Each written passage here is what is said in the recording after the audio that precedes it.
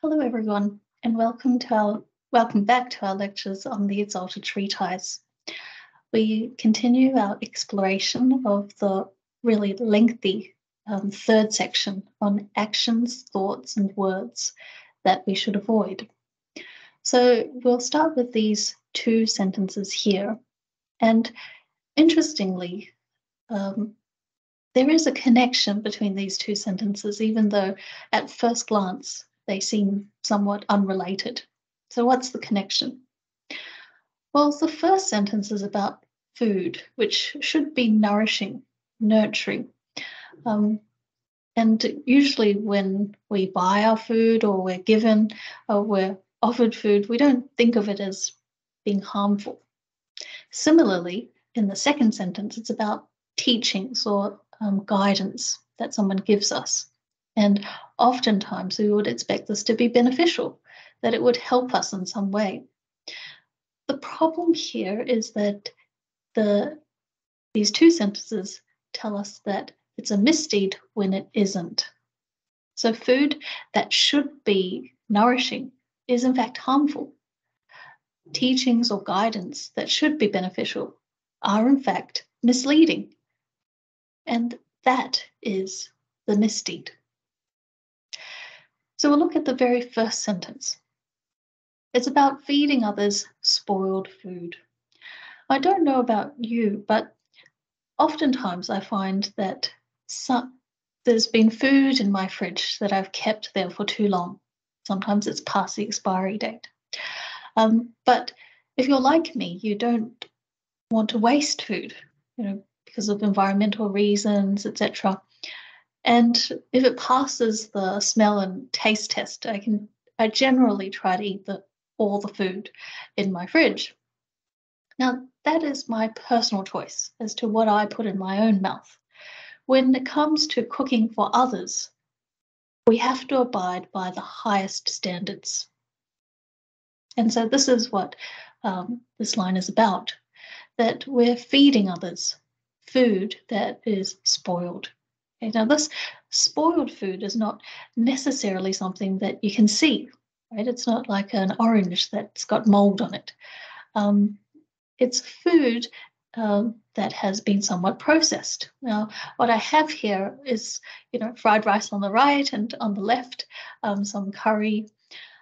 And what often happens with this kind of processed foods that have been cooked, is that only the chef, the person preparing that food, actually knows what's been put in it. So if we are the ones who've cooked that food, then we are the ones who know whether the ingredients were fresh or not, how we, cooked that food and how we left that food, how we stored that food. So it starts off with the ingredients. You have to ensure that the ingredients that we cook, that we use to cook for others, is fresh, and if possible, the highest quality. Definitely not food that has mold or spoil in the process of being expired. So that's the first thing. And when we cook it, we should use fresh oil, not recycled oil or some other old sort of, the cutlery, the utensils, everything should be cleaned. And then after you've cooked it or you're in the process of preparing it, we have to ensure that all the food is placed in the right temperature. It's sealed and stored to food safety standards before you can then offer that to other people or even sell it. So that's the point here, that every part of the process, from buying the ingredients, has to be with the thought of the other person in mind, the other person's well-being. And oftentimes, when it comes to this kind of processed food, it's very difficult to tell, right?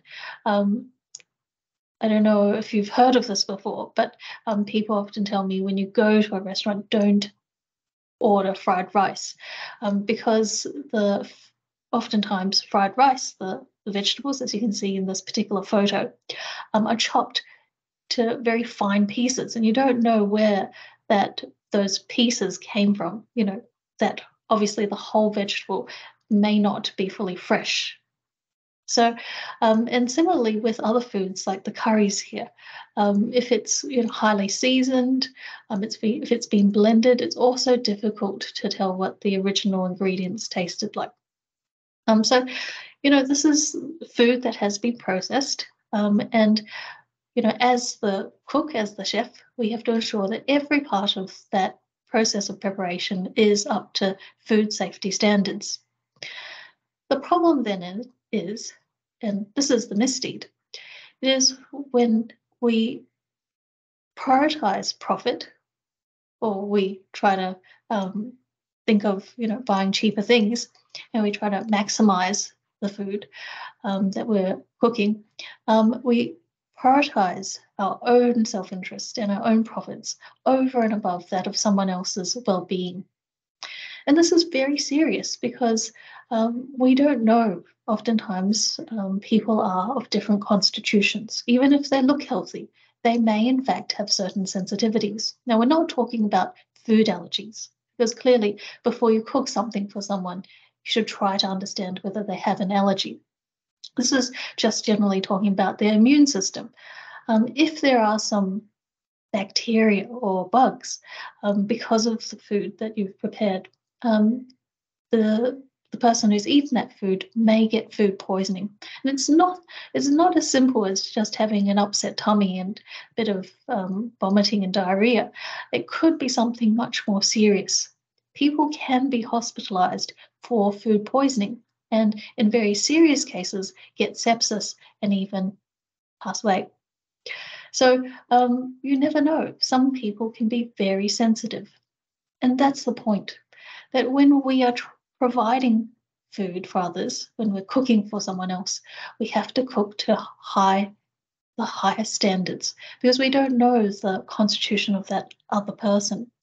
We prioritize them over and above our own, if you're at the restaurant, then your own profits. Now, we're not talking about, buying luxury gourmet food or organic necessarily, but at the very bare minimum, not feeding others spoiled food. So this is a particular misdeed, in fact, because the people who buy that food, who eat that food, they are relying on you not to harm them. They don't think about the food as being harmful or risky, and they trust you.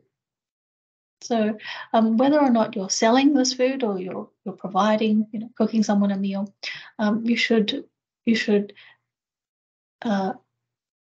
think of that trust that they have in you, and particularly if you're cooking for elderly people. Now, this particular misdeed is not simply about spoiled food. On a more broader level, it could be about any item that is defective.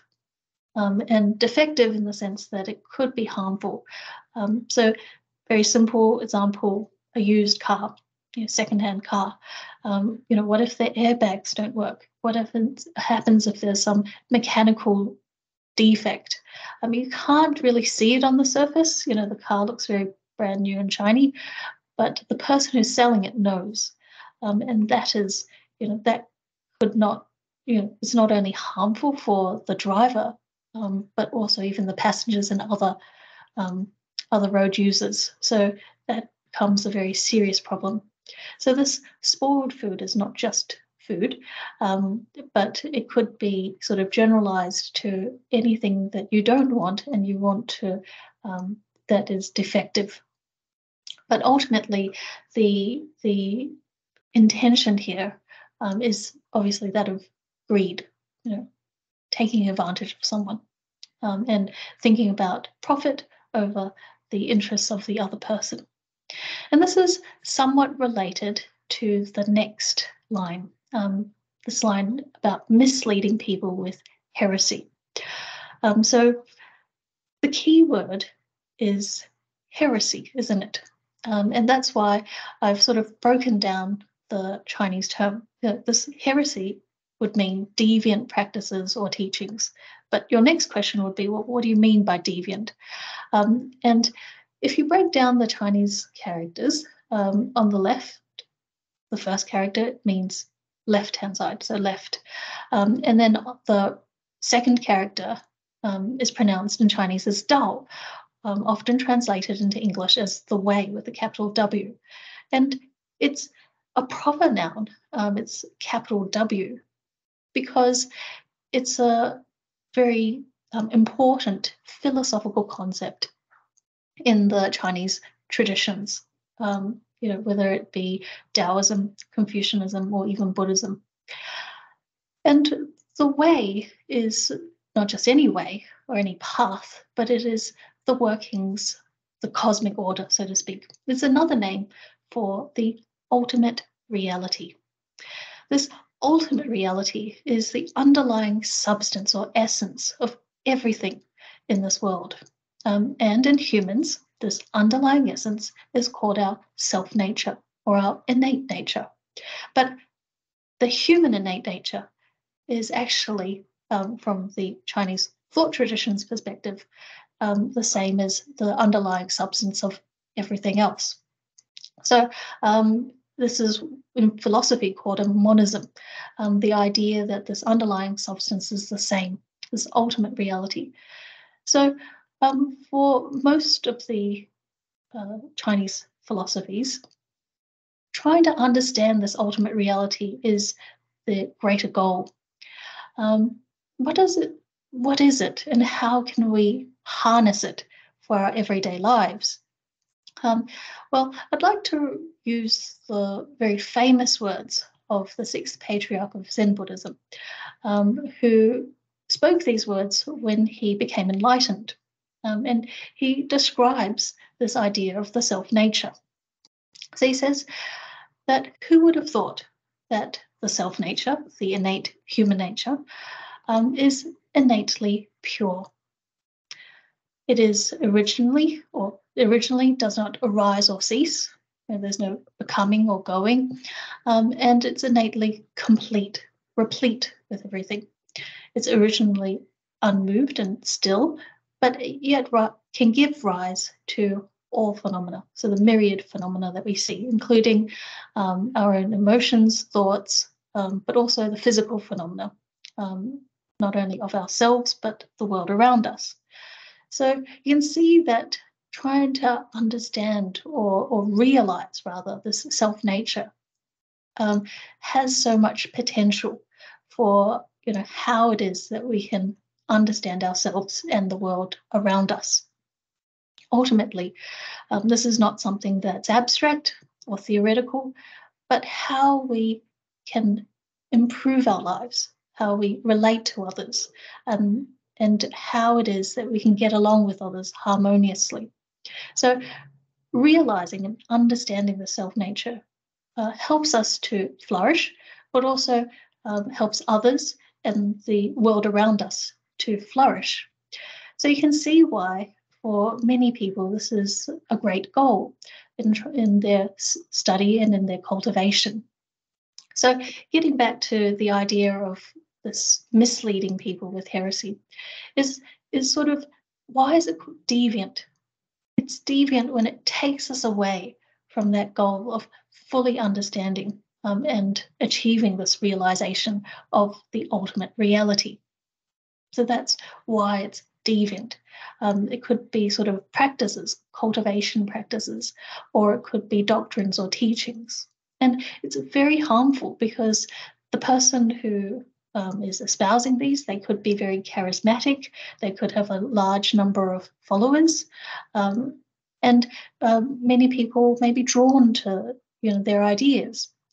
But it's harmful because these ideas, these teachings, affect our values, beliefs, and ultimately affect how we make our decisions. And obviously, how we make our decisions could be harmful for not only our own futures, but also our families and the people around us. So not, sort of promoting, advocating ideas that are misleading, sort of take us away from that inner harmony or harmony with others, is harmful. And that's, only one part of the misdeed. The main misdeed is really why it is these people do this. And it's quite clear, as we talked about the earlier sentence, it is about one's own self-profit, one's own self-interest. I have to particularly emphasize that this heresy doesn't refer to simply, other traditions or other faiths that we may not necessarily understand or believe in. Okay? Because all faith traditions, all religions will try to discuss this idea of the ultimate reality and draw people towards a greater harmony with themselves, others, and the environment. In 2017, Venerable Master Chin Kung, who, as we know, is a world leader of multi-faith, multicultural harmony, completed this project in which he sort of asked various leaders, faith groups, to look and delve into their own sacred texts. So this project was called Scriptures 360. And here you have 10 of the world's major religions.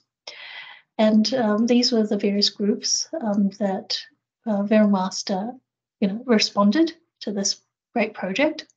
And it's called 360 because they take 360 excerpts from their foundational sacred texts. And it's in relation to very clear ideas about how we relate to other people, moral ethics. What are the higher values that we should aspire to, virtues, and how it is that the world, the world around us works in terms of cause and effect, this idea of causality. So all the various religions took these ideas from their own texts. They sort of studied further and drew out these main ideas to try to reach and realize this commonality between the faith traditions, that in fact all of these great traditions, why they've survived all this time, from their founders, from their original founders many thousands of years ago, is because they contain these timeless truths and they've inspired people, many generations of people. So all of them speak towards how we can relate to others better in a harmonious way. They all speak about the idea of how we can, live in harmony with the environment and ultimately live in harmony with our inner self. This idea, what we said before, about the ultimate reality. So, in fact, all of the faith traditions should be respected. All of the faith traditions, if we have time, we should delve into their texts as well. I've got the website at the bottom because all of these texts can be freely downloaded from that website, the Scriptures 360. So if you're interested in any of the faith traditions and 360 excerpts, you can definitely download them online. But they're 360 as well. This name is also quite meaningful because the 360 sounds like a large figure, but actually it's meant to be convenient that 365 days of the year. So you take one excerpt, you mull over it one day, excerpt per day. But also 360 refers to that sense of completeness, a complete circle, and this unity as well. So that's Scriptures 360. So when we talk about this idea of heresy, what is so-called deviant practices, we shouldn't immediately think of it as, other faith traditions that we don't understand or don't believe in, because in fact, as Venerable Master Chin Kung has advocated throughout his many years of, lecturing, guidance, and teaching, that all the faith traditions have very valuable things to contribute to humanity, and that they've lasted the test of time because of that. So there are so many different commonalities. We should look beyond the differences in ritual or the differences in architecture, and look towards the commonalities and the unity that will actually help us cultivate and advance ourselves towards this greater understanding. So all of this so-called heresy is, as I said, deviant practices or teachings. That's this definition, leading us away from this greater understanding of the ultimate reality. Now, you might say, well, what is something that's objective? Because obviously, many of us haven't realized the ultimate reality yet. So how do we know that someone is actually inconsistent with that information? And Venerable Master explains that this is where we have to delve into the sacred texts ourselves. If someone is speaking or advocating ideas that are inconsistent with the sacred texts, then that would be considered deviant practices or teachings.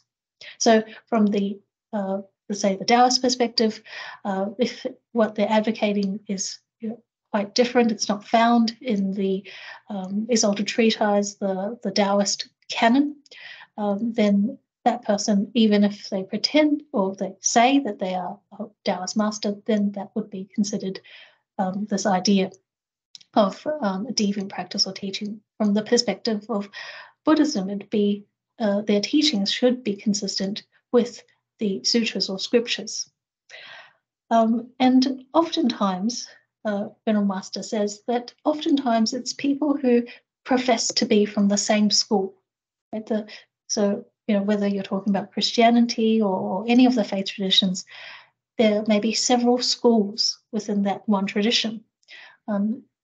And they profess to be from the same school, looking at the same texts. They could even be from the same place that you cultivate, having the same master, or they may even have been ordained. But the point is that we still have to evaluate their words. We still have to think about their words critically. Now, critically is not to criticize, it is to evaluate based on objective information, based on the sacred texts. Now, this is not just a problem for us today. You can see that it was a problem in the 12th century when the Exalted Treatise was written. But also, one of the patriarchs of Pure Land School of Buddhism, Master Shandao, who lived in the 7th century, also addressed this issue.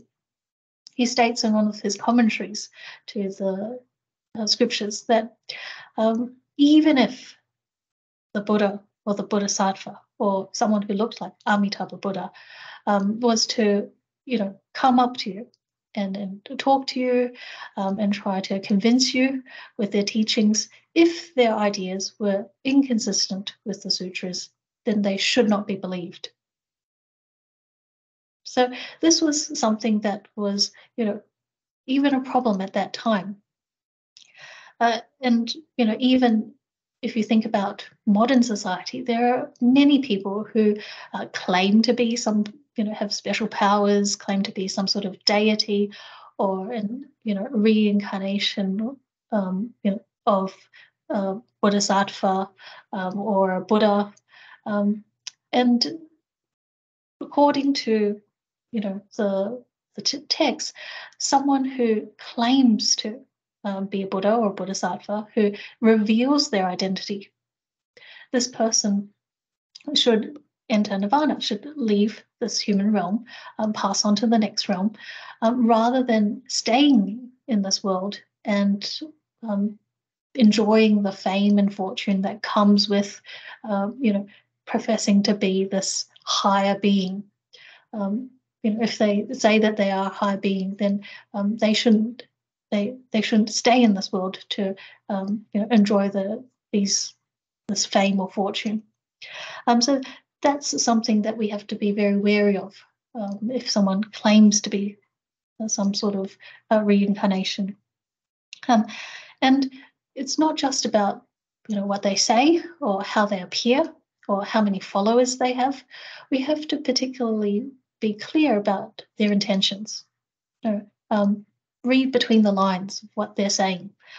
Venerable Master says that when he was learning from Professor Li Bingnan, who himself was a great Buddhist scholar, Confucian scholar, as well as being a master of various other traditional Chinese disciplines like traditional Chinese medicine. He himself was a lawyer by profession, but despite being very qualified, very learned, he always said that he was not competent enough to be Venerable Master's teacher. And in fact, he said that Venerable Master's teacher, who he should learn from, is Master Yin Guang. So, one of the patriarchs of the Pure Land School of Buddhism. That, he was not the teacher. He was just simply someone to guide you to, the greater masters. So, you can see that someone who is as learned as Professor Li Bingnan still remained very humble and didn't claim to be some sort of teacher, but in fact just a guide. And in the sense that, he didn't want people to make offerings or praise him, or he didn't need that fame and fortune. His only intention was to ensure that the Buddhist teachings, these sacred teachings, could be transmitted and passed on. So we have to be very clear about the intentions of the person that we are listening to. That what are they teaching us? What is their agenda? Is it because are they seeking followers? Are they seeking some sort of entering in some leadership challenge and they want more authority? Are they seeking fame and fortune and enjoying the trappings of success? It's interesting that the collected commentaries also tells us very clearly this, what it means to be this Buddhist practitioner or a transmitter of Buddhist teachings. Talks about how someone who just merely helps you to be a kind person, to do good deeds, think kind thoughts, is not necessarily someone who would be is not enough to be considered a Buddhist transmitter or Buddhist teacher. It's also not enough that they talk about ending ignorance and improving your understanding. And really, the true Buddhist teachings is to help us to end the suffering of reincarnation, and that is the Buddha or the Bodhisattva. They have actually transcended the realms of reincarnation. So that is the Buddhist teachings, to help us transcend, to end the suffering. Now, that should be the intention. So it's very interesting that, obviously when we start off, when you're a beginner, you often have to start off with understanding what's the difference between right and wrong, how to do good and cease wrongdoing. But at the end of the day, what's the intention here? It's not simply to stop there, but to continue cultivating towards that level of ending suffering and reincarnation. And of the Buddhist schools, the Pure Land School of Buddhism, in this particular era that we are in, is probably the straightforward and the direct way to be able to do that. So in terms of what Venerable Master said in his lecture, he says that, well, these Buddhist teachings, yes, there are various schools, various ideas, but we have to be very clear about what will help us in this day and age and with our particular affinities and our own condition. So at the end of the day, when we say this particular idea of misleading, what is this misdeed of misleading people with heresy? It's when we don't understand the teachings. and we mislead people. We do so. Why? Because of our own self-interest. That we want the fame, we want the wealth, we want to profit from these teachings, and to confuse people in that way. The other thing that I want to cover is, well, what happens if you encounter someone who's like this? What do you do? It's not, the first thing is that we shouldn't denounce or denigrate them. We shouldn't necessarily, unless it's a close friend, try to criticize the other person. Perhaps it's this person is a leader who has a large following. But we ourselves have to understand and learn ourselves. What is the true? What are the true teachings? What is it that the texts, the sutras are telling me that I have to practice or that I have to understand? We should be the example through our actions, through our own practice, to help people understand what is the right way in terms of the practice and the other deviant ways. It is through our actions, rather than criticism or denouncing people, that will actually convince people of this particular misdeed. So if we encounter someone who is misleading others, then the only way that we can change things is to study ourselves and cultivate and be that example for others. Now, so you can see how the two sentences, whether it's about the food or the deceptive teachings, is related to that idea of thinking about one's own self-interests. And the next line is as well. So the next line in this misdeed is to shortchange others, whether it's in dimension, concentration, weight, or volume. So yes, there are scales, there are measures that are objective, but when you're the merchant or you're in the shop, what you do is you shortchange others because you want to pocket more profits. Now, there are two instances in which this particular misdeed occurs. The first is what I've just mentioned, when you yourself are there measuring or weighing the items. The second is when it's your employee. So you're the employer, you're the boss, and one of your employees is shortchanging other people. Well, they may be doing that because they want to pocket the profits, and cheat the system by weighing less or weighing more. But the demerit goes back to you as the employer. And why is that? When you yourself have not been involved in or been involved in any part of that transaction? Well, the reason is simple. It is because you as the employer, as the leader of the organization, have a responsibility to educate and enforce these regulations. So it's simply fair trading, isn't it? So you have to make sure that everyone in your organization is meeting these standards.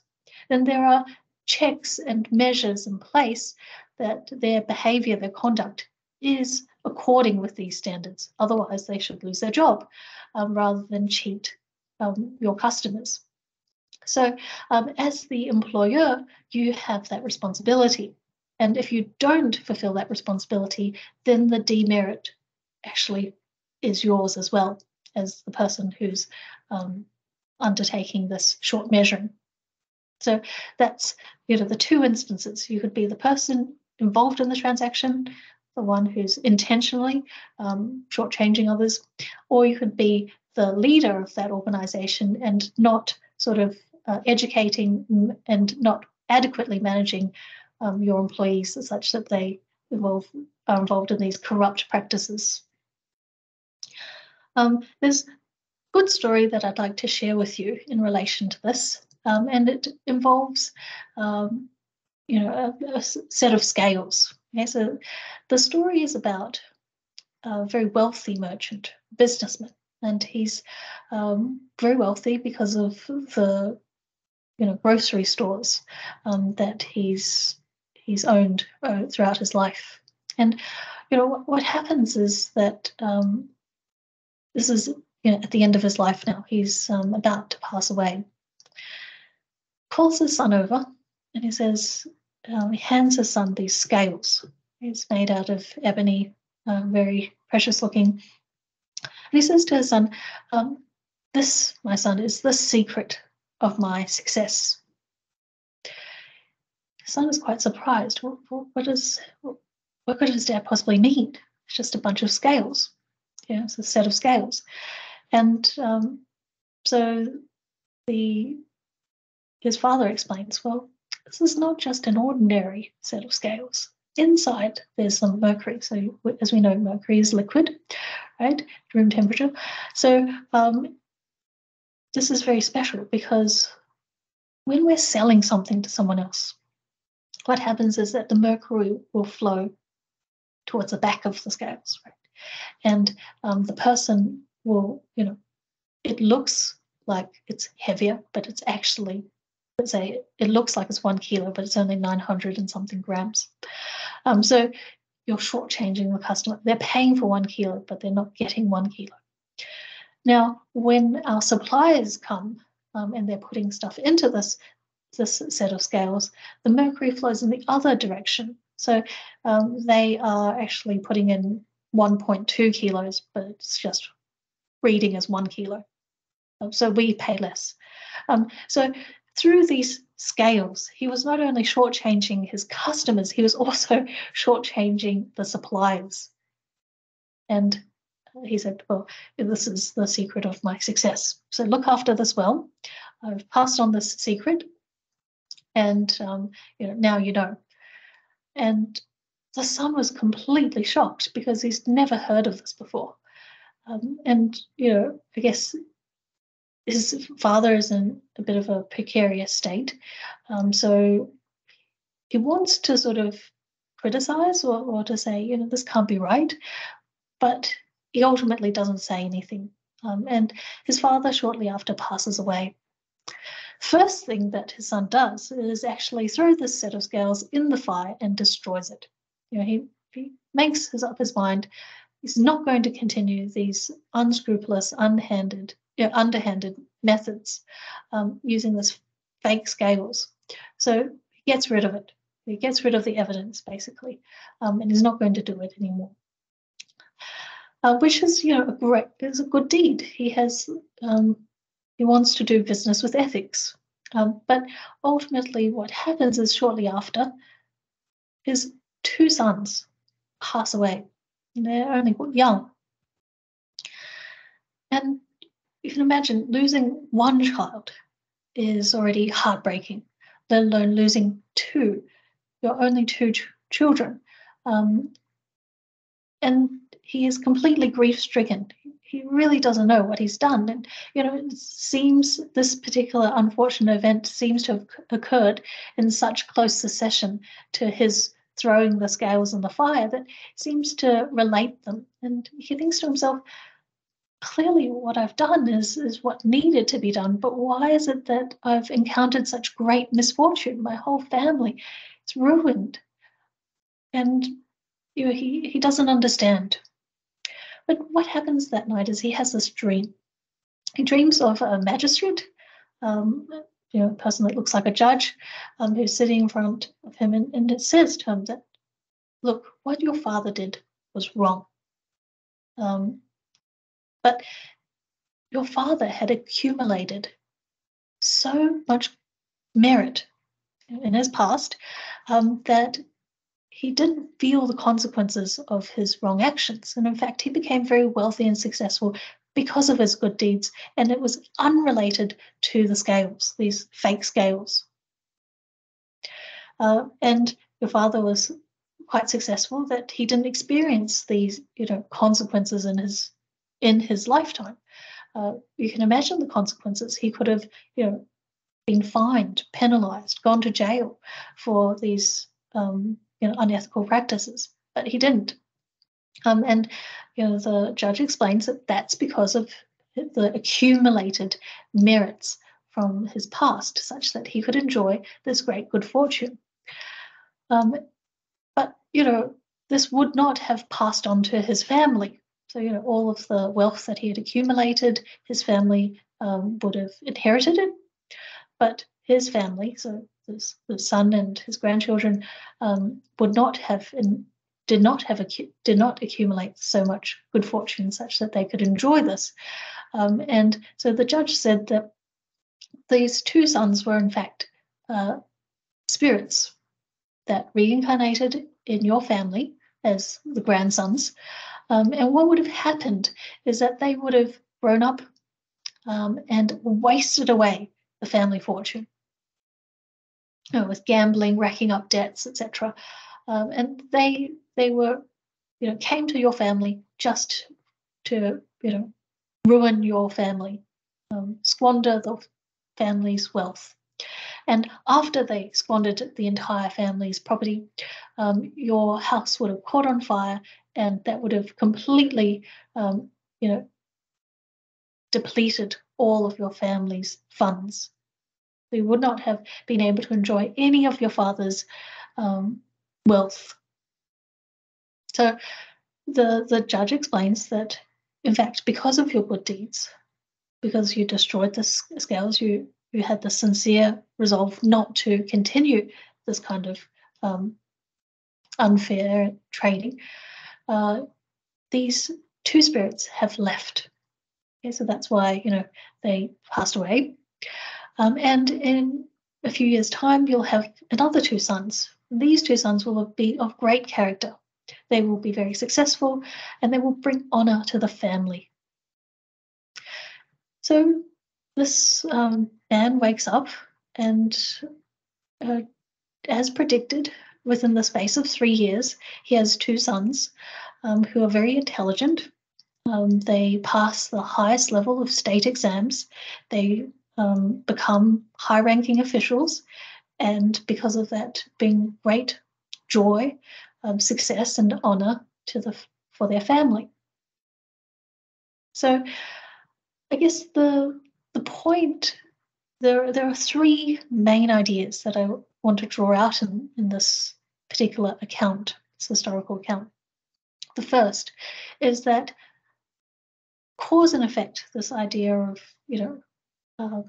what it is that we deserve in this life, the good fortune or misfortune, is in fact very complicated. And what's seeming misfortune in the case of his only two sons passing away, was in fact good fortune, right? So had he not had that dream, he would not have understood. He would have still been quite heartbroken and grief-stricken, and in fact doubt his actions, doubt the need to perform kind acts. So the point is, for us, what we can learn from that is that regardless of what we encounter, whether it's good fortune or misfortune, we should continue to accumulate merit, do good deeds with our thoughts, words, and actions, because what seems to be misfortune may in fact turn out to be good fortune, without us even realizing. So this is something that most of the time when people think about doing good, being kind to others, they feel that people will take advantage of them, that people might cheat them, and they'll encounter some sort of misfortune because of their actions. Well, this misfortune may in fact be good.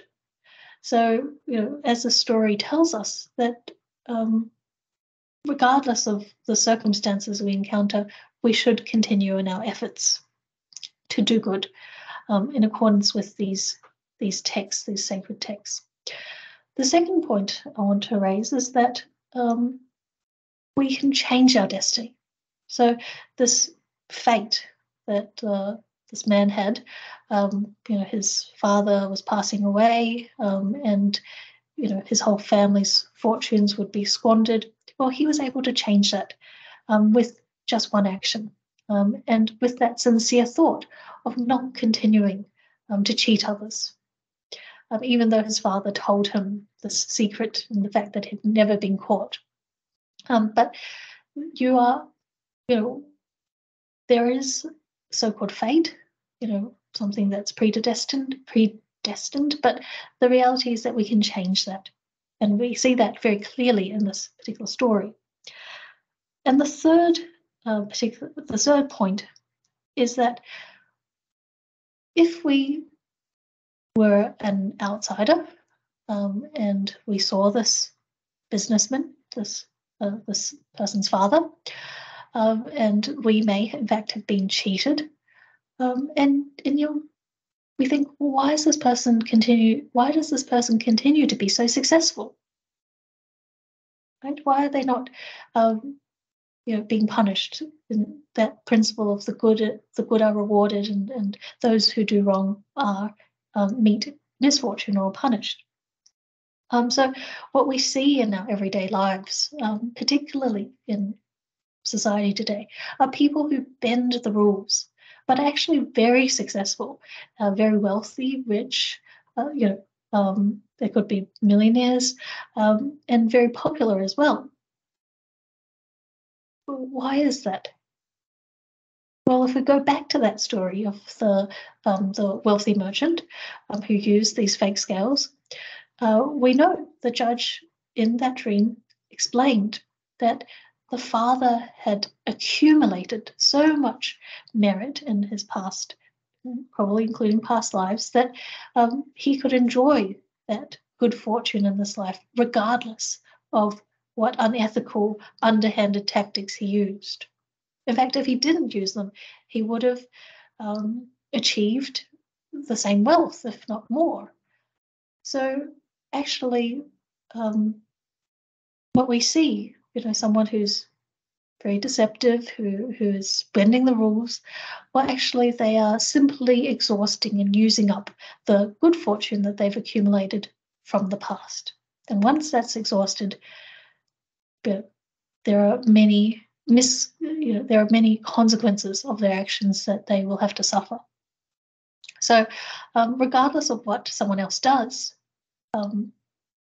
we can't judge them simply based on the facts that we see, because we're unclear about what happened and what they did in their past. The only thing that we have control over is ourselves, and the need to ensure that we follow the rules, that we are able to do good through our words, thoughts, and our actions, to ensure that we can ensure the best destiny for ourselves, the better future for ourselves. So this particular idea of shortchanging others, and in fact, there are always consequences, but this idea of cause and effect can be quite complex. This also relates to the next line, and it seems like these ideas are quite related. To adulterate goods and trade, again about business, and profiting from illegal business, illegitimate business. So clearly adulterating goods is illegal or is illegitimate. People, you're not providing the goods that you've marketed. So someone thinks that they bought 18 karat gold, but it's not, it's less than that. So in terms of these adulterated or counterfeit products, unfortunately, it seems to be very, very common. We're not just talking about, buying highly expensive items like gold or silver, or luxury items that cost thousands, but even everyday items that you buy, something from the internet, it could be counterfeit as well. And when you buy clothes, is it really what it says? Is it really 100% wool or 100% cashmere? So it seems to be very, very common these days that we have these, fake or adulterated goods. But again, as I said, based on the previous story, that someone who does this will, in fact, be accumulating demerits, and they will, in fact, encounter misfortune because of their actions. There's a story that I'd like to share with you in relation to this. So there was a man who created a machine that could alloy different metals, so much so that it looked like real silver. The problem was that this fake silver would tarnish after 10 days. So, he makes up all of these bars of fake silver, and he travels to another town and try to sell it off. Now, someone actually knows that this is fake silver. What do? They actually use 2 real gold pieces and exchange it for 20 pieces of the fake silver. And what this person does with the fake silver is they go to a silk merchant, and buys bolts of silk, which, as we know in those times, was equally very luxury quality items. So he thinks he's really cheated the silk merchant, because after a few days that silver will turn out to be fake anyway. But he tries to go back to his hometown with the new goods, the silk that he's bought. What happens to be, it was a fine day when he set out on his boat journey, but suddenly there is a storm, and the sudden winds means that the boat capsizes, and all of his silk, all of his belongings are thrown overboard and can never be retrieved, and he barely survives. He just seems to make it because he can swim. So he's left with nothing. So, he didn't just lose all of the silk, all of his belongings, but also the initial amount of 2 gold pieces that he used to buy the fake silver. And we read in the story that the person who actually created that machine, who sold and cheated others with this fake silver, eventually had a sudden death. So the consequences can be quite grave. We don't necessarily see this in our lives, people around us, but through these stories we can understand that no one escapes these consequences. Now, on a more positive note, there is another story in the collected commentaries that is what happens if you do the right thing. So there is this merchant, and at the end of the day, he's counting his profits. He realizes that he's being cheated. He has 2 pieces of silver that are actually fake. He's forgotten he doesn't know who's cheated him, but he can tell that it's not real silver. What does he do with the silver? Does he go and give it to someone else, or try to palm it off, cheat someone else? Actually, what he does is that he goes to the river, goes out to the middle of the river, and throws these 2 pieces of silver into the water. And it's quite important that he goes to the middle of the stream, because if he was to throw it from the bank, from just standing on the riverbank, what would happen is that the silver might be washed up again, and people might think that it was real silver and then ultimately cheat someone else. So he didn't want that to happen. He didn't want someone else to, encounter the same losses as himself. So he made the effort to take the silver to the middle of the stream and throw it out there. But what happens? Well, because of this kind act, this kind thought that other people should not be harmed, his sons, his children, his descendants, his grandchildren are very successful. They pass their exams. They achieve good jobs in the government and are able to bring great joy and honor to the family. Now, you can see that the 2 pieces of silver, if he had thought about taking advantage of that for this short-term gain, he would have accumulated misdeeds like the previous story and would have experienced consequences. But because, in fact, he didn't, he actually ultimately profited, didn't he, through his own actions. The good fortune that he accumulated was passed on through his family and through his sons, his grandchildren, etc. So it's, I guess, these lines tell us, and the lines that we've covered today, speak to that idea of thinking about short-term gains. Why would people do this? Feed others spoiled food, or mislead people, shortchange them, try to profit from something that they know to be illegal. So all of these actions are done with those intentions. Well, why people do this is because they're thinking only of the short term, and they don't realize the long-term consequences and the suffering and misfortune that they will encounter from their actions.